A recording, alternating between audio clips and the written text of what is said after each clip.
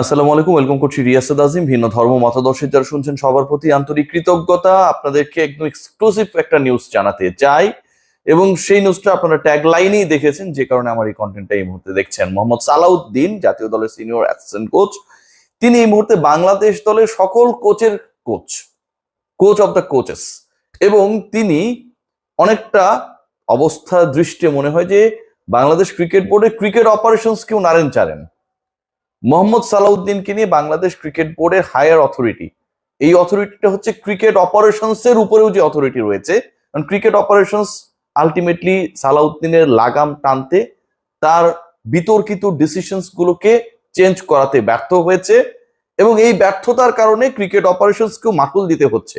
নাজমুল আবেদিন ফাহিমের ব্যাপারেও ডিসিশন হয়েছে, সেই ডিসিশনে আমি আসছি। তার আগে আপনাদেরকে জানাতে চাই যে ক্রিকেট অপারেশনস এর উপরে যারা বসেস রয়েছেন, দে হ্যাভ ডিসাইডেড যে সালাউদ্দিনকে জাতীয় দলের তার দায়িত্ব থেকে সরানো হবে, এবং সেটা অতি দ্রুত। আই এম রিপিটিং, মোহাম্মদ সালাউদ্দিনকে জাতীয় দল থেকে সরানো হবে। জাতীয় দলের কোচিং স্টাফে তিনি যে রোল প্লে করছেন সেখান থেকে তাকে অফ করা হবে, এবং সেটা দ্রুত। এটা অলমোস্ট অফিসিয়াল, জাস্ট সাইন করা বাকি, ডিক্লারেশনের অপেক্ষায় রয়েছে। এর পেছনে যে কয়েকটা কারণ রয়েছে, এবং তাকে জাতীয় দল থেকে সরিয়ে বরখাস্ত করা হবে নাকি অন্য কোনো দায়িত্বে তাকে আসীন করা হবে, সেটা নিয়েও আলোচনা রয়েছে। আমার কাছে যে ইনফরমেশন রয়েছে, আপনারা যদি খেয়াল করে দেখেন, বাংলাদেশের ব্যাটিং ইউনিটের 14টা বাজানোর ক্ষেত্রে ব্যাটিং কোচের ব্যর্থতা অনেক বড় একটা কারণ।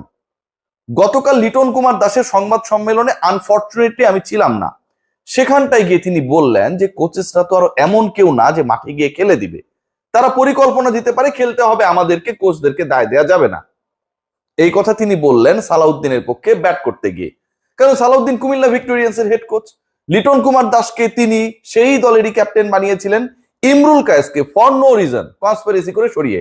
এই ব্যাপারটা নিয়ে ইমরুল বিভিন্ন সময় মুখ খুলেছে, আমার কাছেও ইমরুল এই ব্যাপারে কথা বলেছিল। আমার কন্টেন্টে, আমার আলোচনায় তিনি বলেছিলেন যে তাকে কিভাবে বাজেভাবে কোচের পছন্দের অপছন্দের হিসাব নিকাশ মেলাতে গিয়ে তাকে বাদ দেওয়া হয়।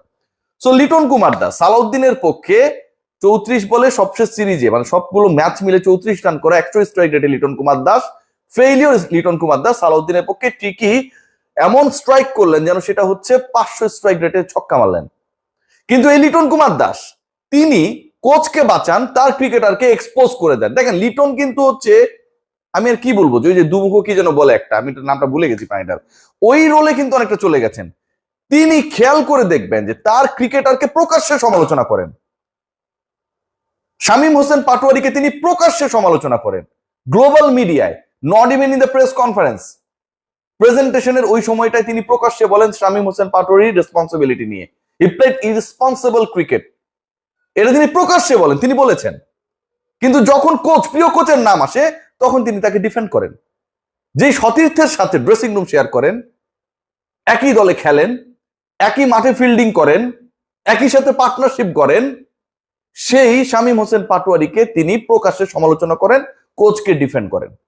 খুব interesting. But Bangladesh cricket board, Aminul Islam Bulbul এবং তার cricket board, they are not going to defend Liton Kumar Das and Mohammad Salauddin anymore, and this is official. এখানে কোনো কোরাম চলবে না, সিন্ডিকেট চলবে না। মোহাম্মদ সালাউদ্দিন এরই মধ্যে এমন একটা সিচুয়েশন ক্রিয়েট করেছে, যেটা আমরা শুনেছি, গুঞ্জন আকাশে বাতাসে, উপরে নিচে, ডাইনে বামে, যে গুঞ্জনটা শোনা যায়, যেখানে তিনি তার যে ব্যর্থতা, এবং এই ব্যর্থতা নিয়ে মিডিয়া তার উপর, সাধারণ মানুষ তার উপর, ফ্যান্সরা তার উপর, ক্রিকেট বোর্ডের ম্যানেজমেন্টে যারা রয়েছেন তার উপর বিরক্ত। এটা নাকি ক্রিকেট বোর্ডের একটা পার্টিকুলার কিছু বোর্ড অফ ডিরেক্টরস এর করানো, তাদের সাজানো। নিজের ব্যর্থতার দায়টাকে তিনি এভাবেও ন্যারেট করার চেষ্টা করেছেন। আশরাফুলের আলোচনা কোচ হিসেবে যখন এসেছে, তখনও নাকি ওই বোর্ড অফ ডিরেক্টরসরা কোথা থেকে এসেছেন, তাদের অরিজিন কি, আশরাফুলের সাথে তাদের সম্পর্ক ভালো দেখেই আশরাফুলের আলোচনাটাকে লাইভ করা হচ্ছে, সালাউদ্দিনকে হটানোর পরিকল্পনা করা হচ্ছে। এক সময়ে সেই দলটা নাকি কুমিল্লা ভিক্টোরিয়ান্সের রাইভাল ছিল, এসব কারণে এসব করা হচ্ছে, এরকম ডিসকাশনও নাকি বাংলাদেশ ক্রিকেট দলের ভেতরে হয়। এই আলোচনা, এই গুঞ্জন প্রকাশ্য, সবাই জানে। এই কোরাম নিয়ে আমি একা কথা বলি না, নোমান ভাই বলে, দেবদা বলে, আমি বলি, আমরা যারা খোঁজ খবর রাখি, অন্য মিডিয়ার কথাও যদি আপনারা বলেন, তারাও বলে। So Aminul Islam Bulbul, end of the day Bulbul ভাইকে নিয়ে আমরা যতই যাই বলি না কেন, তার তো ওই ক্রিকেটীয় মস্তিষ্কের জায়গাটা রয়েছে।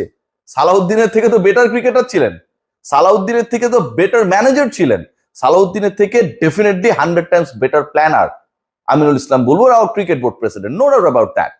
আমিনুল ইসলাম বুলবুল তিনি যখন এই স্বাধীনতা দিয়েছিলেন যে ঠিক আছে ক্রিকেটটা ক্রিকেটের মতো করেই চলুক, I am not going two be like anyone, যিনি আসলে ইনফ্লুয়েন্স করেছিল তার এটা না করলেও চলতো, এরকম তিনি এক্সাম্পল রাখতে চান নাই। কিন্তু এমন একটা ঘটনা ঘটে গেল যে আমিনুল ইসলাম বুলবুল তার যে ইমেজ, তার যে রেপুটেশন, তার যে ডিসিশন মেকিং, সবকিছুকে প্রশ্নবিদ্ধ করা হয়েছে।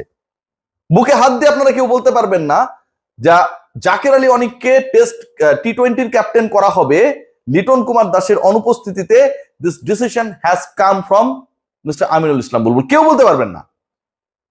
নিজেদের মতো করে এই সিদ্ধান্ত গ্রহণ করা হয়েছে, আমি যতটুকু খোঁজ পেয়েছি। আমিনুল ইসলাম বুলবুল বাংলাদেশ ক্রিকেটের স্বার্থে এই অটোক্রেটিক ওয়েতে যেভাবে